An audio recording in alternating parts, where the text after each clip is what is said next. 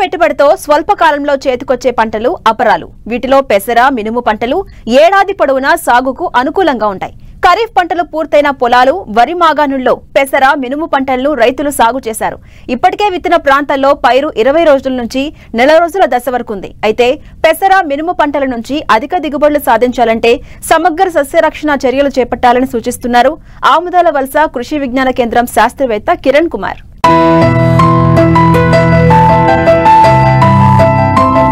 పెసర, మినుము పంటలను వర్షాధారంగా నీటిపారుదల కింద 3 కాలాల్లోనూ రైతులు సాగు చేస్తుంటారు. అంతేకాదు ఏక పంటగాను, అంతర పంటగాను సాగు చేసుకునే వెసులుబాటు ఉంది. అందుకే చాలా మంది రైతులు రబీలో పెసర, మినుము పంటలను సాగు చేశారు.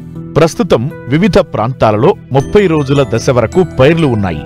అయితే అపరాలలో మొక్క దశ నుండి పూత, కాయ దశలో అధికంగా చీడపీడలు ఆశించి తీవ్రంగా నష్టపరుస్తూ ఉంటాయి. కాబట్టి రైతులు ఎప్పటికప్పుడు గమనిస్తూ సస్యరక్షణ చర్యలు చేపట్టినట్లయితే నాణ్యమైన అధిక దిగుబడులను తీయవచ్చని సమగ్ర సస్యరక్షణ చర్యలను తెలియజేస్తున్నారు శ్రీకాకుళం జిల్లా ఆముదాల వలస కృషి విజ్ఞాన కేంద్రం శాస్త్రవేత్త కిరణ్ కుమార్. ప్రస్తుతం మనకి ఈ నవంబర్ 15 నుంచి నవంబర్ 20 లోపు పెసర, మినుము పంటలు అనేవి రైతు సోదరులందరూ కూడా వెదజల్లడం జరిగింది. ఉరికాల మీద కానీ లేదా దున్ని జల్లం కానీ కూడా జరిగిపోయింది.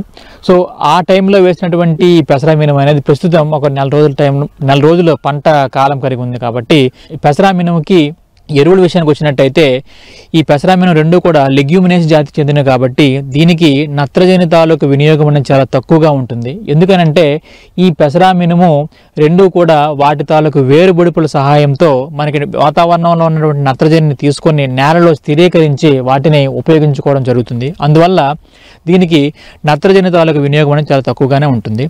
అందుకు గాను ఈ పెసరకు కానీ మినుముకు కానీ ఎకరాకు 8 కిలోల నత్రజని అలాగే 20 కిలోల భాస్వరాన్ని ఇచ్చే ఎరువులు మనం వేసుకున్నట్టయితే సరిపోతుంది. అందుకు గాను రైతు సోదరులు మనకి ఒక కట్ట డిఏపిని కనుక మనం వేసేటప్పుడు ఒక కట్ట డిఏపిని కనుక వేసుకున్నట్టయితే మనకి పైపాటుగా ఒక 5 నుంచి 10 కేజీల యూరియాని ఒక ఎకరాకు చల్లుకున్నా కూడా బూస్టర్ డోస్ కింద సరిపోతుంది. అలాగే దీంట్లో సస్యరక్షణ విషయానికి వచ్చినట్టయితే ప్రధానంగా మనకి చిత్త పురుగులు, అలాగే ఈ తామర పురుగులు, తెల్లదోమ, పచ్చదోమ, అలాగే పేనుబంక, అలాగే ఎక్కువగా మారుకా మచ్చల పురుగు పంటను ఆశించి నష్టపరుస్తూ ఉంటుంది. ఈ రసం పీల్చే పురుగులన్నీ కూడా ఆకుల తాలూకా అడుగు భాగాన అంటే మొక్క తాలూకా ఆకుల అడుగు భాగాన చేరి ఈ మొక్క నుంచి రసాన్ని పీల్చేయడం జరుగుతుంది. అలా రసాన్ని పీల్చడం వలన ఈ పచ్చగా ఉండే మొక్క కాస్త కూడా పాలిపోతుంది. పాలిపోయి పసుపుగా మారిపోయి క్రమేణా మొక్క అనేది ఎండిపోవడం కూడా జరుగుతుంది.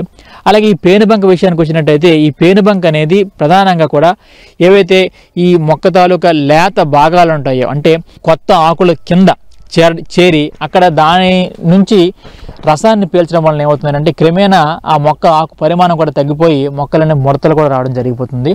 ఈ రసం పీల్చే పురుగులు మొక్కని పరోక్షంగా ఈ వైరస్ తాలూకా వ్యాధుల్ని వ్యాప్తి చెందడం కూడా మనకి ఇది ఉపయోగపడుతూ ఉంటుంది. ఈ పురుగులన్నీ కూడా దాంట్లో ప్రధానమైనవి ఈ తామర పురుగుల వల్ల తలమాడు తెగులు అనేది మనకి సంక్రమిస్తూ ఉంటే ఈ తెల్లదోమ వల్ల మనకి పల్లాకు తెగులు అనేది ఒక మొక్క నుంచి ఒక మొక్క వ్యాప్తి చెందుతూ ఉంటుంది. అలాగే ఈ పేనుబంక వల్ల మనకి ప్రధానంగా ఈ కొత్తగా ఈ సీతాఫలం తెగులు అంటాం. అంటే మొక్కలు అనేవి ఆకులు అనేవి చాలా పెద్దగా అయిపోయి దాని మీద బొబ్బరులాగా వస్తూ ఉంటుంది. దాన్ని బొబ్బర తెగులు అని కూడా అంటూ ఉంటారు. అందుకే దాన్ని సీతాఫలం తెగులు. ఈ సీతాఫలం తెగులు అనేది పేనుబంక అనేది ఒక మొక్క నుంచి ఒక మొక్కకి వ్యాప్తి చెందిస్తూ ఉంటుంది. సో ఈ అన్ని రకాల రసం పీల్చే పురుగుల్ని కూడా మనం నివారించాలంటే ముందుగానే విత్తన శుద్ధి చేసి మనం విత్తనం విత్తుకోవచ్చు. అలాగే రెండోది పైపాటుగా మొక్కల మీద మనం డైమెథయేట్ అనే మందుని 2 మిల్లీలీటర్లు 1 లీటర్ నీటి కలిపి పిచికారీ చేయడం, లేదా ఇమిడాక్లోపిడ్ అనే మందుని 0.4 మిల్లీలీటర్లు 1 లీటర్ నీటి కలిపి పిచికారీ చేయడం, లేదా థయామిథాక్సోమ్ అనే మందుని 0.2 గ్రాములు 1 లీటర్ నీటి కలిపి పిచికారీ చేసి కూడా ఈ రసం పీల్చే పురుగులన్నింటినీ కూడా మనం సమర్థవంతంగా అరికట్టవచ్చు. అలాగే ఇంకొక ప్రధానమైనటువంటి పురుగు అనేది ఈ మారుకా మచ్చల పురుగు. ఈ మారుకా మచ్చల పురుగు అనేది మనం మొక్క పుష్పించే దశలోను అలాగే కాయ ఏర్పడే దశలో మనకి మొక్కను ఆశించి ఎక్కువగా నష్టపరుస్తూ ఉంటుంది. దీన్ని నష్టపరిచే విధానం చూసుకున్నట్టయితే లేత ఆకుల్ని గూడుగా చేసి ఆ గూడు లోపల ఈ పురుగు అనేది నివాసం ఏర్పరచుకొని పచ్చహరితాన్ని అంతటిని గోకి తినేస్తూ క్రమేణా ఆకుల్ని కూడా తినడం జరుగుతుంది. అలాగే దీని తాలూకు ఉధృతి పెరిగి పూత దశలో కూడా దీనికి మనకు మొక్కకి ఆశించినట్టయితే ఈ పూతని అలాగే కాయల్ని కూడా గూడుగా చేసి కాయలో ఉన్న గింజలను కూడా మనం తినేయడం జరుగుతుంది. దీనివల్ల మనకు అధికంగా నష్టం కూడా వాటిల్లో అవకాశం ఉంటుంది. కాబట్టి ఈ మారకా మచ్చల పురుగుని అంటే ఆకు గూళ్ళు కట్టడం మనం ఎక్కడైనా గమనించినట్టయితే పొలంలో మనం ఇమీడియట్గా ఈ ఇమామెక్టిన్ బెంజోయేట్ అనే మందుని 0.4 గ్రాములు 1 లీటర్ నీటి కలిపి పిచికారీ చేయడం, అలాగే స్పైనోసైడ్ అనేది 60 గ్రాములు 1 ఎకరాకు మనం 200 లీటర్ నీటిలో కలిపి పిచికారీ చేసినట్టయితే దాన్ని కూడా మనం సమర్థవంతంగా అరికట్టగలుగుతాం. మనకి ఇంకా తెగుళ్ళ విషయానికి వచ్చినట్టయితే ఎక్కువగా ఈ పెసరలో మినుములోను కూడా ఈ సీజన్లో ఎక్కువగా ఆశించి నష్టపరిచే తెగులు అనేది బూడిద తెగులు ఉంటుంది. ఈ బూడిద తెగులు విషయానికి వచ్చినట్టయితే రాత్రిపూట ఉష్ణోగ్రతలు అనేవి పడిపోవడం, అలాగే పొద్దున పూట మంచు అనేది పట్టడం జరుగుతున్నప్పుడు ఈ బూడిద తెగులు ఎక్కువగా ఆశించి పంట నష్టపరుస్తూ ఉంటుంది. అందుకు గాను ఈ మొక్క తాలూకా ఆకుల మీద అలాగే మొక్క కింద ఆకుల కింది భాగంలో కూడా ఈ తెల్లగా పౌడర్ లాగా మనకి చేరిపోయి ఈ శిలీంధ్రం అనేది ఆశిస్తూ ఉంటుంది.